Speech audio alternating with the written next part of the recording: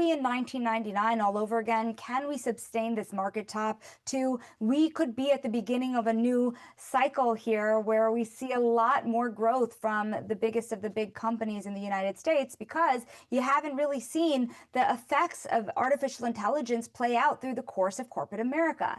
So those are two widely different views. Now, with all of that said as well, what really stops the rally from here? That's yet to be determined. I've got to say, one thing that's been encouraging just in the past couple of days is that you've seen those yields come down once again. I think there was a lot of worry in the market about a decoupling. If you see lower or shorter term yields decline, whether you'd see longer term yields rise anyways. We certainly saw that last year after the last rate cut. You saw the 10-year yield still take off quite meaningfully from there. But again, we have hit that 4% lower bound, if you will. We are now back at 4.1%. We were drifting closer to 4.2% last week. If you can see that continued momentum in the 10-year yield falling, there is a lot of promising signals in there because you could see that mortgage rate continue to decline on the heels of that as well. That could have serious implications for the mortgage market, the housing market in particular.